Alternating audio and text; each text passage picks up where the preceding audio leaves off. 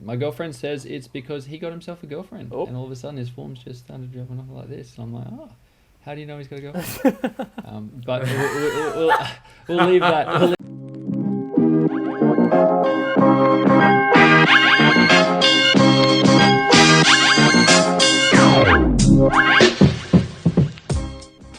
Hello and welcome everyone to another episode of the Footy Game Day Squad show. I'm your host Cal, and joining me today I have both my boys here, Tom and Kerm. Fellas, how are you both? Need I even ask? We are both very, very good. I got the Sun shirt on because we had a win during the week, but Tom has a big smile on his face, and I'll hand it over to you, yes. mate. What happened today? Yeah, mate. What a significant day. Boston won Game 7 in Miami. Huge win for the boys. Me and Kerm are Boston fans, as you guys probably know. We've been through the ups and downs of the playoffs on these shows. Sometimes we come in with energy.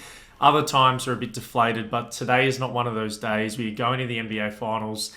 But even more importantly, guys, all of our footy teams won this week as well. So there's high energy all around. All the boys are up and about. Let's get it. Yeah, I wish I could be on the high that you guys are on. I'm super jealous of Boston.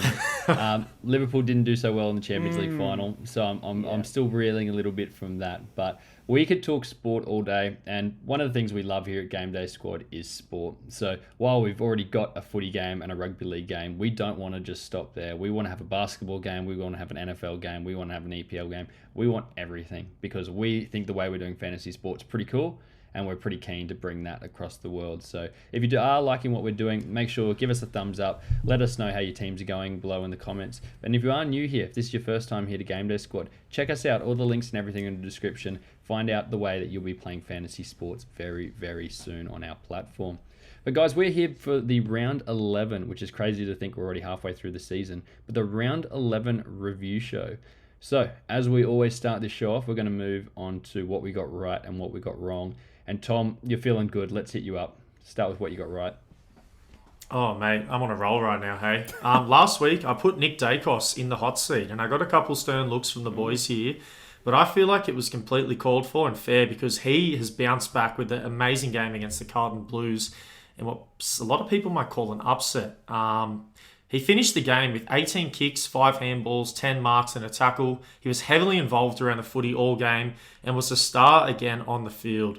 You love to see it from such a young gun, and don't expect this form to slow down anytime soon. He's a proven player, and he will continue to shine as the season progresses. So, super happy from what I saw from Dacos, and a great bounce-back game from him. Yeah, nice. Absolutely. On the flip side, though, let's go to what I got wrong. And were we too early to start going at Tom Mitchell? And that is the thing I'm pondering and questioning right now, because Tom Mitchell is coming off his 2 best games of the season in terms of fantasy. And he's on a roll. You know, although Hawthorn lost to Kerm's mighty Suns, I just had to quickly shout you out there, Kerm, mate. Great win from the boys. Thank you. Tom Mitchell, though, was outstanding throughout this game. And I'm interested to see what managers are going to do with their Tom Mitchells now. But more of that later on. Quick sneak peek there. But I'll pass it on over to Kerm, mate. What was your right and wrong this week? Yeah, well, I'm going to stick with something I've sort of spoken about in group chats going forward from last week's podcast, but I spoke a bit about Mark Blicavs, and it was a surprise to some to bring him into my rolling dream team, but he went out and played a really, really, really good game against the Adelaide Crows, and he had that ruck roll again. He had 31 hit-outs. He lost the hit-out battle against Riley O'Brien, who just quietly has come back in hot form. But Mark Blicavs as a defender, he's a sneaky option. I really like him. He almost had 150 GDS fantasy points in a massive day. So, yeah. I like that. Mark early on the train. It was good. Yeah, took that one. But mate, that's a huge call from you. And to put him in your best 22 and then for him to come out like that, that is just unbelievable. So well loved done. it. I'll take it and run. But on the flip side, I had Bailey Smith in one of my blogs, my captain blog going into week 11. I had him down as a captain option, but he actually missed the game with an illness late in the week. So that one came back to bit me on the bottom a little bit, but I'll look to write about him some more going forward, I think. Not many times he's going to end up on the dud list or what you got wrong because he's a star. So, yeah, might as well give him something because otherwise we'll look biased if we're just giving him as a stud all year. I like it. What I got right, so I've steered away from fantasy for this one because it was too big of a prediction to get right and not talk myself up about it. But I told you that Freo could get the win in Melbourne, and they went and did it. Amazing. too good of a team to lose 3 games in a row, and I knew Melbourne was due one. Yeah, I didn't predict that they'd whack them like they did, but it was fantastic to see. And the thing that I love about it, it's almost that sort of announce that we've arrived game that you see a lot of teams do. Now, I'm not saying Freo are going to be contenders this year. I don't think they will be contenders, but I think this is the game we can look back in the future where they're potentially competing for a premiership in a couple of years' time and be like, that was the day where Freo really arrived, and it'd be awesome for their confidence. And yeah, hopefully pick them up, because if they can beat Melbourne at the MCG, they can beat anyone anywhere, which is massive. For Sky's the limit. And it wasn't off the back of one individual brilliant performance too. A lot of players stepped up, the likes of Luke Ryan, Rory Lobb. The players that they're going to have to lean on going into the second half of the year were really, really good. So it wasn't an Andy Brayshaw day. He did still have a good game, but he didn't win the game off his own boot. A lot of players stepped up. So that's what I liked the most about that game, I think.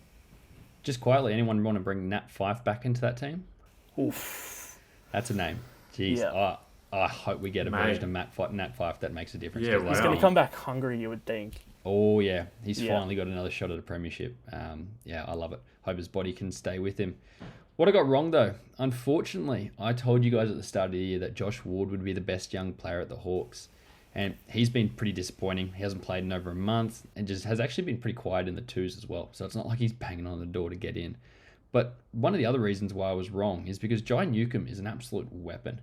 And it's an odd week for me to pick him because he only scored 75 GDS points, which was actually his worst game for the season.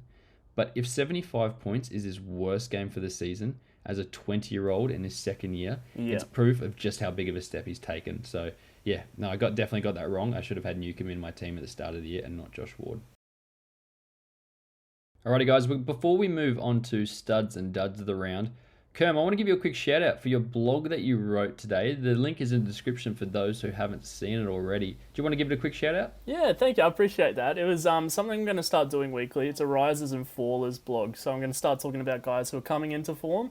Tom already mentioned Tom Mitchell is in that blog this week. And some guys who are starting to fall out of favour in fantasy sides. So just a little bit of a refresher and recap of the week for you guys out there, and hopefully I'll have you covered going forward for the rest of the year. Nice. Check it out, guys, if you haven't already. Tom, I'll throw it to you. You can start off studs and duds of the week. All right, guys, and I've got game 1, and of course it is my Sydney Swans versus the Richmond Tigers, which just quietly, the Swans were down for about 70% of this game, 75%, just having a look at the numbers there, and we have come back in a huge win against the Richmond Tigers. It was really awesome to see from the boys. Great game to watch. The game score, 106 to the Swans, 100 to Richmond, so just a goal the difference.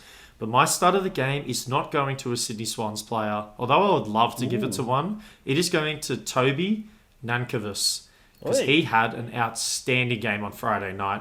He finished with a game line of 13 kicks, 8 handballs, 4 marks, 9 tackles, and 24 hitouts, which put him at 136 GameDay Squad fantasy points in this one. He was the best player on the field throughout this one and was unlucky to not get the win. But I'm not complaining about that. On the flip side, let's go to the dud of the game. And I cannot believe I brought myself to doing this, because it's a player that I love so much. But all jokes aside, Isaac Heaney is my dud of the game. He finished the game with a line of 10 kicks, 2 handballs, 2 marks, a tackle, 1 goal, and 2 behinds, with 0 centre bounce attendances in this one. I just really want to see some consistency with Heaney's game in terms of his role with the team, because it seems to be changing week in and week out, and it's hard to put up these stellar numbers that he was doing at the start of the season with this inconsistent role. So we'll see if he can turn it around soon, but that wraps up my studs and duds for game 1. So I'll hand it over to game 2. Yes, I've got game 2, and I have the game I was actually at on the weekend, and that was the Lions beating Giants after coming back from that, 5-goal deficit, I think it was at one stage in the first quarter. Giants came out red hot, but the real start of the game and the comeback was Lachie Neale, who had a massive 169 GDS points, did it off the back of 19 kicks, 20 handballs, 5 marks, 6 tackles, and 2 pretty nice goals as well. He is in red hot form, guys. So good. I can't talk about him enough at the moment. And watching him live as well, he gets around. Like, he just looks like he moves effortlessly. It's a mouthful. But yeah, awesome to see with him. Mate, when you say start of the game and you put Lachie Neale, they're just meant to be. They're a match made in heaven. Just this year, he has been unbelievable, as you said. So yeah, well deserved. My dud, though, on the other hand, was not T Green, not our favourite, but actually Tom Green, the other one. So he had only 84 points, which wasn't too bad of a game, but well below his 105 average for the year. 10 kicks, 11 handballs, 2 marks, 4 tackles, but just didn't look himself. And yeah, disappointing if you were building on him to give you a big score, but he didn't perform this week. So yeah, falling out of favour a little bit with Stephen Coniglio coming into the midfield and Josh Kelly starting to find his feet in the guts there for GWS. So definitely one to watch, and you'll catch that in the blog as I gave him a little bit of a shout out in the Fallers section, not to give too much away, but yeah, Tom Green is on the slide. But in Game 3, Geelong took on Adelaide, 15-7, 97 to 7-13, 55. Sort of rudimental stuff for Geelong down there. But the start of the game, Tom Stewart had 34 kicks. Unbelievable.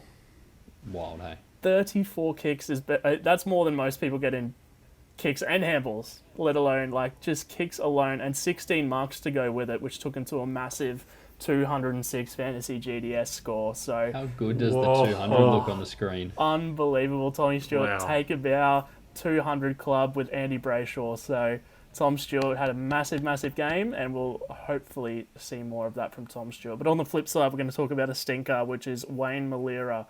He's been quiet. He's been in and out of the side with injuries and selection stuff going forward, but against Geelong here, he could only muster up 46 fantasy GDS points, 7 kicks, 3 handballs, 2 marks, and 2 tackles. Very, very quiet day from Wayne Malira. Yeah, I like those ones. I still can't believe those Tom Stewart numbers. But I'll take it with Game 4, hey? I have the Demons and the Dockers, which we gave you a sneak peek into before. The Demons lost. First loss of the year against the Dockers, 56 Demons, 94 to the Dockers. And my start of the game is going to Luke Ryan, because he had himself an amazing day against the reigning champs for this past week. He finished the game with 25 kicks, 4 handballs, 14 marks, 3 tackles, with 162 GameDay Squad fantasy points totaling. What an outstanding game again, and a huge win for the Dockers, who are cementing themselves as a force in this league. They are not a team to be reckoned with, and I'm super excited to see what they can do come September. Yeah, absolutely. That's what a normal good score looks like, not the 200 that Tom Stewart had. Crazy. That's still a great game, but couldn't even compare. Exactly right. But my dud is going to what you might call my boy, my man, Christian Petrarca. He didn't have an outstanding outing on the weekend. Credit to the Freo Dockers, though, for slowing down one of the best midfields in the competition. He finished the game with a line of 7 kicks, 3 handballs, 1 mark, 2 tackles, and 2 behinds with no goals. So look for him to bounce back after this one. But he finished with 45 GameDay Squad fantasy points, which would be maybe his lowest game of the season. So not a great outing for him. And I'll throw it over to you for Game 5. Yeah, so Game 5, I had the Tim English show. And guys, he's back. First game, 152 GDS points for Ruckman. He's back, baby. 14 kicks, 11 handballs, 4 marks, and 28 hitouts. I'm going to pause because I'm going to talk a little bit more about him later on, so stay tuned for that. On the flip side, though, is a dud, Connor West. Not a name we've spoken a lot about, but he's quietly been going okay for the year, averaging about 80 GDS points. But with 76% time on ground, he could only muster up 39 in what was a pretty poor performance from him. Had no impact at all. 4 kicks, 7 handballs, and yeah, didn't get close to the scoreboard. So yeah, really bad day, and sort of summarised how how West Coast went pretty much as a team. So yeah, disappointing. Yeah, West Coast suck, but we'll move on to a good team here. The Gold Coast Suns, 121, defeated Hawthorn 54. And a big day. Let's go. There were a couple of big days. in the finals. Yeah, exactly. Speak it into existence. But Brandon Ellis, ex-Richmond player who've come up and done a really good job for us, had 24 disposals, 8 marks, 6 tackles, and 2 goals. Which was good enough for 148 fantasy GDS points. A really big day from him, and he sort of turned the tide when we needed him to sort of kick us into gear. But on the flip side, our dud of this round was Chad Wingard, who we'll talk about later on in the dud tally. But it's just not been Chad Wingard's year. And what's interesting is that he kicked 2 goals, but could only get 54 fantasy points. So it's interesting to see how the impact of the game that Chad Wingard had which to the eye test, probably wasn't that bad, but in fantasy terms was only 54 points. So Chad Wingard is our dud for this week in Game 6. I love that point because the game, I think it was against Sydney, you're the Swans, Tom, right, where they held you off, or the Hawks were holding you off for a bit. Again, had an awesome game, but just didn't find the footy enough. Yeah. Looks like he's unreal. Looks like he should be 100 plus, but yeah, it just isn't damaging or isn't getting enough to be damaging. So yeah, disappointing for him. Tom, you've got Game 7. Definitely do, mate. Let me take it away. It was the Saints versus the Kangaroos. The score being 103 to the Saints, 50 to the Kangaroos. So great win for the Saints. Very dominant throughout. But this game was full of fantasy production. I don't know if you went through the game lines and the scores for it, but people just were eating, man, out there, just racking up the stats. It was beautiful to see as a fantasy fiends like ourselves. But I'm going with Jed Anderson in this one. Yeah. He finished the game with a line of 16 kicks, 12 handballs, 8 marks, 12 tackles, and a goal. So getting it done throughout all stat categories. What an amazing game for him, which put him at 170 GameDay Squad fantasy points. Unreal. There's life in the ruse. Yeah. He was almost by and by for this week. I just want to see it again for one more week, but I almost put him in. But look, guys, let's not get too far ahead of ourselves with the ruse, because let's go into the dud of the game, because this is a complete 180 in terms of production. My dud of this game is going to Nick Larkey, who spent 116 minutes on the field out of a total 120, 121. It's around that sort of range in the AFL. But he didn't get up to much at all. He finished with a game line of 2 kicks, 0 handballs, 2 marks, 1 tackle, and a behind, putting him at 18 GameDay Squad fantasy points. What? So, a couple of the other duds getting the 60s to 70s. This was a true dud performance, not a good one at all. Dud performance, yeah. Wow. So you know what they say. On to the next one for him. Just forget about it, and he'd be looking to bounce back from that because that was a bit of a shocker from him. Speaking of shocker, only because I noticed it, and I hate to call the poor fella out. I don't know his name, so I won't call him out by name, but pretty easy to go find out who he is. The guy who debuted for the Swans on the weekend.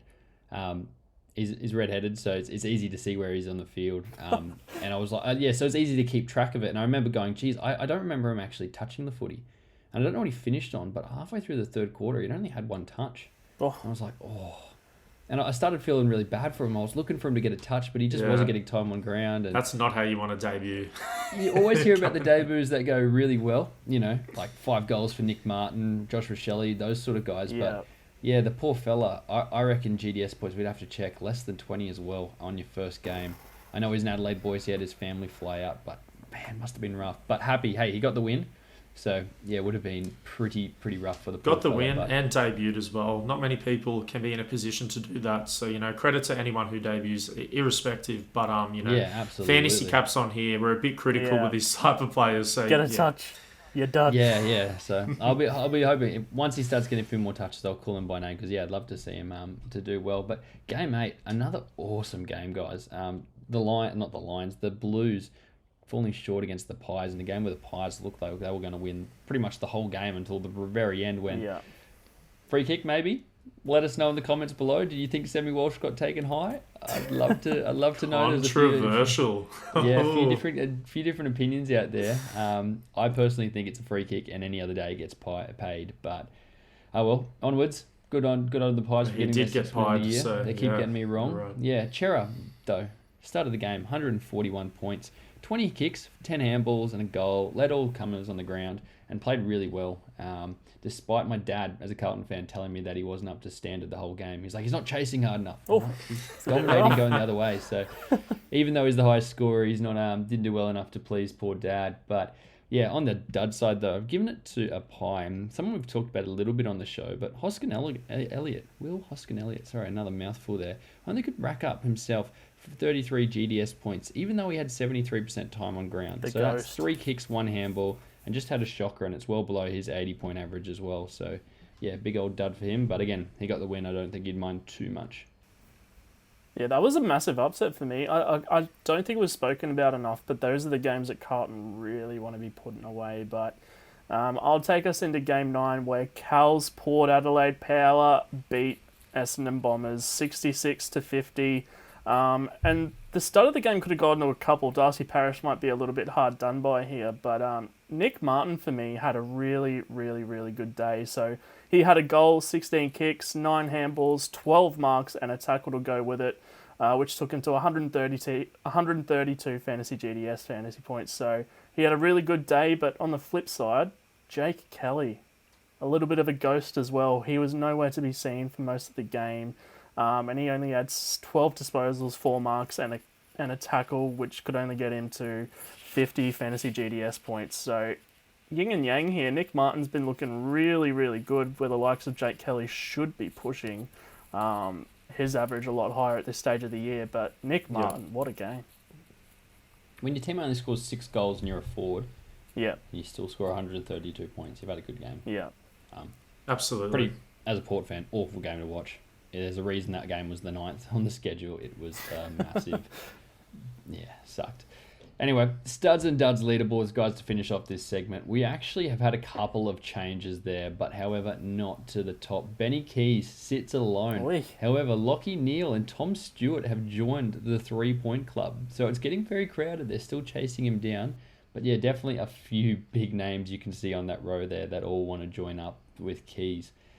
And on the dud leaderboard, with Chad Wingard being given a dud of the game before, he's now joined the 4-point club. Zeeble, Rayner and Wingard, those boys all have 4 dud points to make up our leaders for the season. So halfway through, yeah, very keen to see how Rayner's this one takes still out. hard done by that, man. He's been playing some pretty good footy Yeah. over the past couple of weeks. There is no way. But you know what? It is what it is.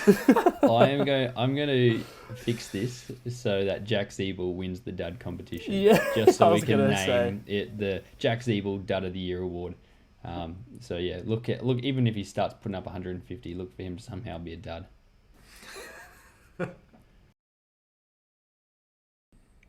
Alrighty guys, what I've got on the screen there is the rolling all GDS team. It's the team with the highest scores for the average scores so far for the season. Remember, they've got to play in 75% of the games to be eligible, so there are a few big averages that aren't in there. But let's talk about the changes line by line. We're going to start with the rucks today. So Witz has lost his spot on the bench to your boy Blitzarves. Oh, Yeah. wow.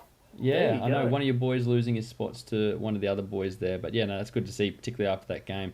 Keep an eye out and see if that keeps happening. Down back, Sinclair in, Witherden out.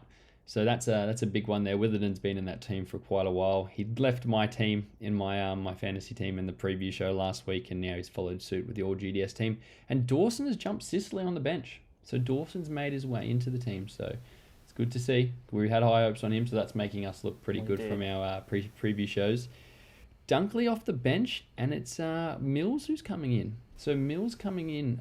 Mills dropping down. Mills, after having a really good start to the year, has started to drop back off. And yeah, Dunkley, we've spoken a lot about. He's now in that midfield team. And finally, no changes to the forward line, although DeGoey is a whisker behind my boy Zach Butters.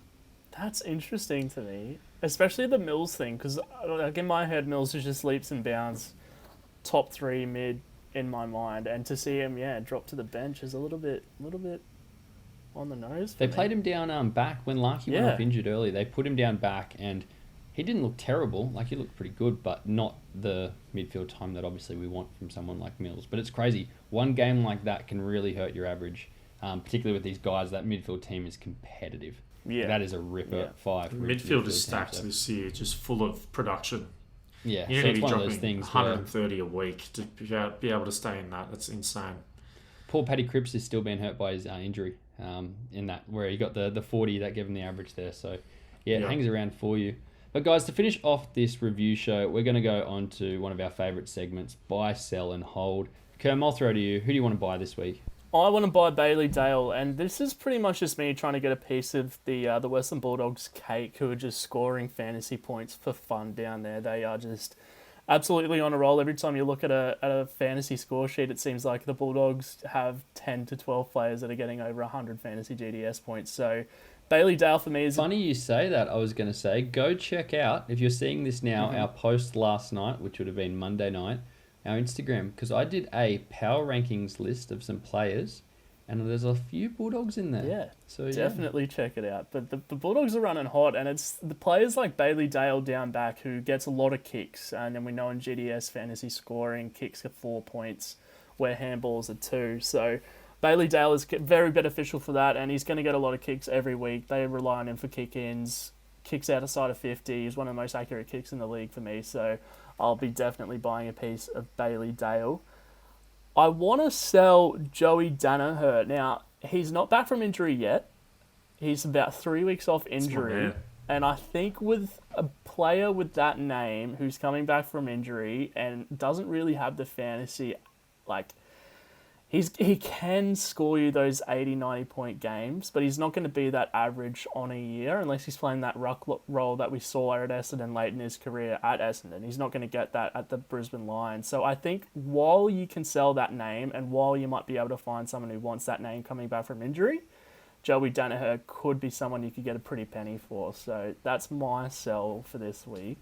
Yeah, you might just be able to sell straight to Tom. Yeah, potentially. But I do understand your reasoning with it when there is some hype about a player coming back. And unfortunately, the case is for some key forwards is their game just doesn't translate that well into fantasy. You want those higher up forwards on the flanks. And yeah, that's just the position that he plays. And yeah, I can reason with what you say, for sure. Yeah. And my hold this week is Benny Keys. You shouldn't be told to hold Ben Keys. He's a bit of a gun. But the last couple of weeks for him have just been that tiny bit quieter, so this is just a reminder not to sell him because he's going to find his form again throughout the season for sure. So defo hold Ben Keys. Can I get an amen to that? Yep. Do not be selling your Ben Keys. He is on top of the leaderboard right now Ben for Keys studs. the keys. Yeah, absolutely. No, I love that. What are you doing this week, Tom? Yeah, mate. Look, I'm buying Isaac Heaney. And for all the slander that we've given him over the past couple of weeks, You're what? Go back to our best 22 and just peek at who is still in the forward line. That is Isaac Heaney. He is still there. He has put up numbers. He is going to be a player that you're going to want for years. And we're looking at a dynasty platform right now.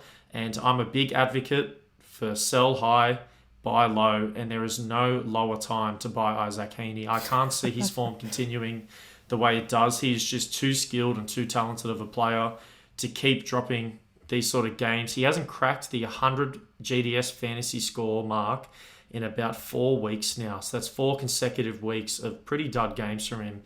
It doesn't get worse than this in my eyes. I want to buy up his stock now when he booms, then I can get some return back on my investment.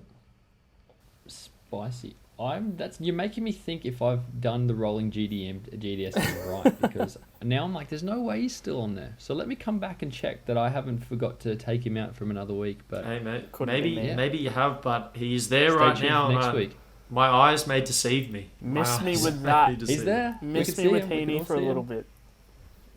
What about Sell?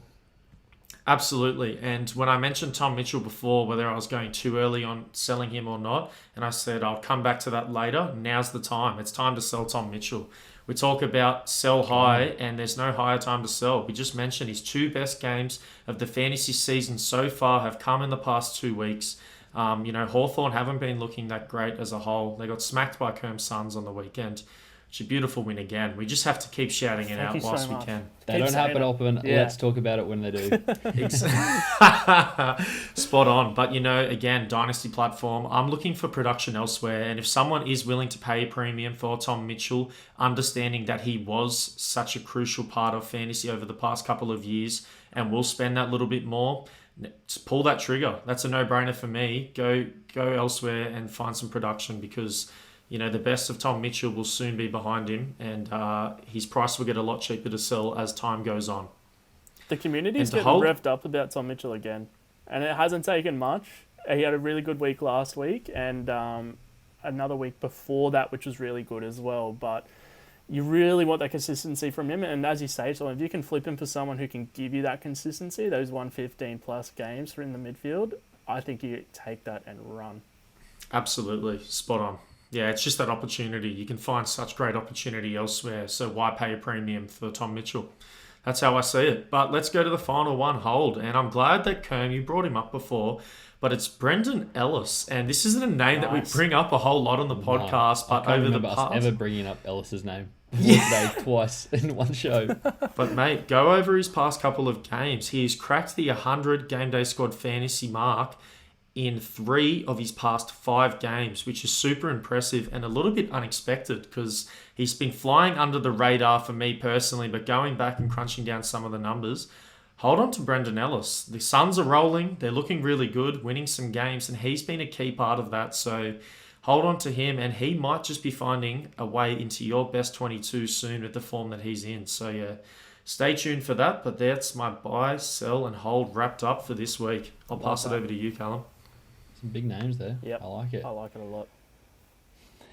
I held my tongue before, and I want to start with my sell, because as I bring it on screen now, I don't know if you know this, Tom. I've got sell Isaac Heaney. So I'm going to give you the counter to Tom's argument there. Hey, mate, that is absolutely fine. Sell him and get absolutely nothing for him. Be my guest. I'll be buying up all your Heanies. The dream of Heaney going for 100 plus over a whole season is over. It's done. It's not happening ever again. Not once. Not this year. Not any year. I love Isaac Heaney. I think he's an elite player. But I think by now we know where he is. And if he wasn't going to do it this year, he's never going to change. And he's got players like Millsy and Rowbottom and a really good young core, which just means he's just never going to be the midfielder that we thought he's going to be. At 26, he still has a couple of years, few years, right, where you could say and he's in the prime.